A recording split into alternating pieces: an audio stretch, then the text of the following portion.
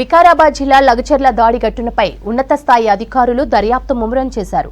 లగచర్ల దాడి కేసుపై 6 గంటలుగా additional DGP Mahesh Bhagwat, IG Satyanarayana Parigi police స్టేషన్లో విచారణ చేశారు.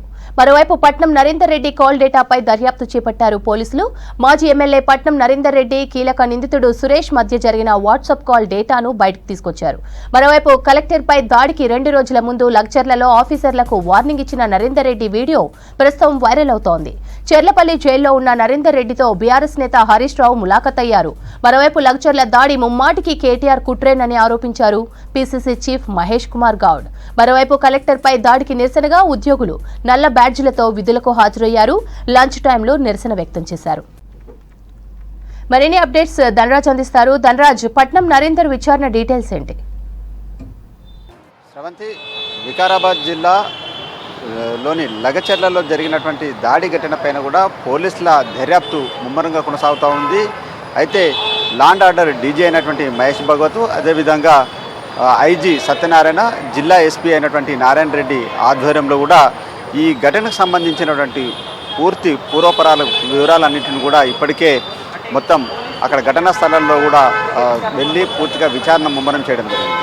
అయితే ఇదంతా కూడా ప్రభుత్వాన్ని బద్నాం చేసేందుకు గాను, అదేవిధంగా కుట్రపూరితంగా వ్యవహరించేందుకు గాను పెద్ద ఎత్తున దీనిలో అక్కడ ఉన్నటువంటి ఏదైతే కొడంగల్ ప్రాంత నియోజకవర్గ అభివృద్ధి చేసేందుకు వచ్చినటువంటి అధికారి అయినటువంటి వెంకటరెడ్డిని హత్య చేసేందుకు గాను ప్లాన్ చేసినట్లుగాను ఇప్పటికే దర్యాప్తు బృందం ఆధారాలను సేకరించడం జరిగింది. ఇందులో ప్రధాన కుట్రదారుడుగా కొడంగల్ మాజీ ఎమ్మెల్యే అయినటువంటి పట్నం నరేందర్ రెడ్డితో పాటుగాను విశాల్, అదేవిధంగా అక్కడ ఉన్నటువంటి భోగమేని సురేష్తో కలిసి కూడా మొత్తం మీద ముందస్తుగా అధికారులను హత్య చేసేందుకు ప్లాన్ చేశారనే వ్యవహారాలపైన ఇప్పటికే పోలీసులు పలు ఆధారాలను సేకరించడం జరిగింది. ఈ కేసులో ఇప్పటి వరకు చూసినట్టయితే 16 మందిని రిమాండ్ చేయడం జరిగింది. ఆ తర్వాత పట్నం నరేందర్ రెడ్డిని కస్టడీకి తీసుకొని విచారించేందుకు గాను పిటిషన్ కూడా దాఖలు చేశారు. అయితే పట్నం నరేందర్ రెడ్డి గతంలో చూసినట్టయితే ఈ కొడంగల్ ప్రాంత నియోజకవర్గ అభివృద్ధికి సంబంధించిన వ్యవహారాలు కావచ్చు, భూసేకరణకు సంబంధించినటువంటి ప్రజాభిప్రాయ సేకరణకు ఎవరైనా అధికారులు వచ్చినా, రాజకీయ నాయకులు వచ్చినా ఎంతటి వారినైనా కూడా తరిమి కొడతాము, అదేవిధంగా తీవ్రమైనటువంటి పరిణామాలు ఉంటాయంటూ కూడా ఒక వీడియో కూడా బయటికి రావడం జరిగింది. ఆ పరిణామాలకు సంబంధించినటువంటి వ్యవహారాలను కూడా పోలీసులు సీరియస్గా తీసుకోవడం జరిగింది. మొత్తం మీద కూడా గతంలో ఏదైతే సంచలనమైనటువంటి విషయాలు చేశారో, ఎవరైనా భూసేకరణకు వచ్చినా, ఎవరైనా అధికారులు వచ్చినా వాళ్ళను తరిమి కొడతాం, వారిపైన దాడులకు కూడా వెనకాడేది లేదంటూ ఏదైతే పట్నం నరేందర్ రెడ్డి వ్యాఖ్యలు చేశారో ఆ వ్యాఖ్యలకు అనుసరించే ఈ దాడి జరిగిందనే కుట్రకోణం కూడా బయటపడడం జరిగింది. మరోవైపున చూసినట్టయితే కుట్రలో భాగస్థుడైనటువంటి భోగమేని సురేష్తో పాటుగాను, విశాల్తో పాటుగాను మొత్తం అక్కడ ఉన్నటువంటి 16 మందికి కూడా చూసినట్టయితే ఆ ప్రాంతం సంబంధించి ఏదైతే లఘుచర్ల కావచ్చు, బోమ్రాజ్పేటతో పాటుగాను అకింపేట భూసేకరణ సంబంధించినటువంటి ప్రాంతం ఏదైతే ఉందో అక్కడ కూడా ల్యాండ్ అక్విజిషన్లో వీరందరికీ కూడా ఎవరికి కూడా భూములు లేవని కూడా ఐజీ సత్యనారాయణ విచారణలో వెల్లడయ్యింది. కావాలనే పనిగట్టుకొని ప్రభుత్వాన్ని బద్నాం చేయడం కావచ్చు, అదేవిధంగా ప్రభుత్వాన్ని అస్థిరపరిచేందుకు పెద్ద ఎత్తున కుట్రపూరితమైనటువంటి చర్యలకు దిగారనేది కూడా పోలీస్ ఇన్వెస్టిగేషన్లో బయటపడింది. అంతేకాకుండా ఇదంతా ఎందుకంటే సీఎం నియోజకవర్గమైనటువంటి కొడంగల్ ప్రాంతంలో ఒకవేళ రైతులతోటి వ్యతిరేకంగా రైతులతోటి దాడి చేయించి ప్రభుత్వాన్ని అంటే రైతు వ్యతిరేక ప్రభుత్వము, అదేవిధంగా సీఎం సొంత నియోజకవర్గంలోనే ఇలా రైతులు దాడి చేశారనే ప్రాపగండ చేసేందుకు గాను మొత్తం బీఆర్ఎస్కి సంబంధించినటువంటి నేతలు ఒక పన్నాగం పన్నారు. అందులో పెద్ద ఎత్తున ఈ పట్నం నరేందర్ రెడ్డి కుట్రపూరితంగా వ్యవహరించారనే విషయాలు కూడా వెల్లడయ్యాయి. ఆయన అనుచర గణం అంతా కూడా మొత్తానికి ముందస్తుగా ప్లాన్డ్గా అక్కడ కొడంగల్ ప్రాంత నియోజకవర్గ అభివృద్ధి చేసేందుకు వచ్చే సంస్థ నియోజకవర్గ డైరెక్టర్ అయినటువంటి ప్రభుత్వ అధికారి వెంకటరెడ్డిని కూడా హత్య చేసేందుకు గాను ముందస్తుగానే కర్రలు, రాళ్ళు, కారంపొడినంతా కూడా సిద్ధం చేసుకొని అధికారులపైన ఏ రకంగా దాడి చేయాలనే వ్యూహ రచన చేసినటువంటి వ్యవహారంలో కొడంగల్ మాజీ ఎమ్మెల్యే అయినటువంటి పట్నం నరేందర్ రెడ్డి పేరు రావడం, రిమాండ్ రిపోర్ట్లో ఆయన కీలకంగా వ్యవహరించారనే పలు అంశాలు కూడా వెల్లడయ్యాయి.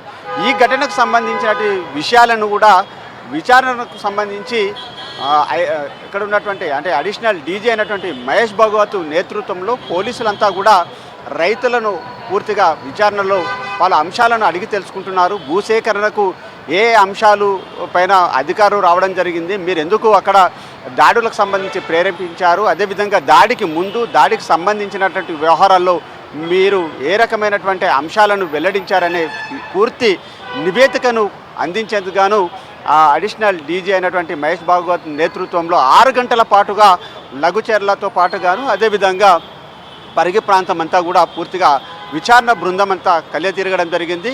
మొత్తం మీద చూసినట్టయితే ఇప్పటికే ప్రభుత్వం పైన చూసినట్టయితే ప్రభుత్వాన్ని బద్నాం చేసేందుకు గాను అదేవిధంగా కొడంగల్ నియోజకవర్గ ప్రాంతంలో ఏదైతే ఫార్మా భూసేకరణ సంబంధించినటువంటి వ్యవహారంలో ప్రభుత్వ అధికారులను హత్య చేసేందుకు గాను అదేవిధంగా ప్రభుత్వ ఆస్తులను ధ్వంసం చేసినటువంటి వ్యవహారంలో ఇప్పటికే బీఆర్ఎస్ చెందినటువంటి పట్నం నరేందర్ రెడ్డి కుట్ర బయటపడింది. ఆయనను విచారించినటువంటి క్రమంలో బీఆర్ఎస్ వర్కింగ్ ప్రెసిడెంట్ కేటీఆర్ ఆదేశాల మేరకు తాము దాడి చేశాము, ధ్వంసరచనలో వ్యూహంలో పాల్గొన్నామంటూ కూడా ఇప్పటికే నరేందర్ రెడ్డి కూడా కీలకంగా అంటే రిమాండ్ రిపోర్ట్లో కేటీఆర్ పేరు ప్రస్తావన తీసుకురావడం కూడా చాలా సంచలనంగా మారిందని చెప్పొచ్చు. దీంతో మరి ఇక్కడ ఉన్న అంటే పరిగి కావచ్చు వికారాబాద్ జిల్లా పోలీసులు మరి కేటీఆర్కు నోటీసులు జారీ చేసి విచారణ కొనసాగిస్తారా అనే అంశం కూడా చాలా వరకు ఒక సెన్సేషనలైజేషన్ అవుతుంది. మరోవైపున చూసినట్టయితే ఏదైతే నిందితులు భోగమేని సురేష్ కావచ్చు పట్నం నరేందర్ రెడ్డితో పాటుగాను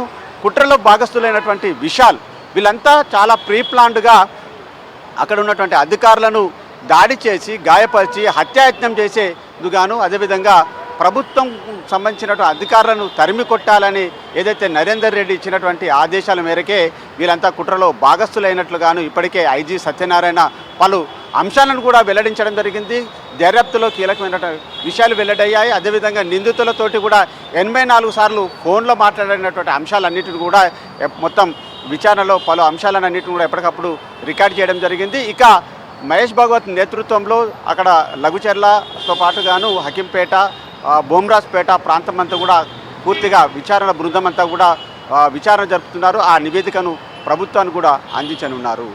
కొడంగల్ మాజీ ఎమ్మెల్యే నరేందర్ రెడ్డి అధికారులకు వార్నింగ్ ఇచ్చిన వీడియో వైరల్ అవుతోంది. కలెక్టర్పై దాడికి 2 రోజుల ముందు లగచర్లలో నరేందర్ రెడ్డి మీటింగ్ పెట్టారు.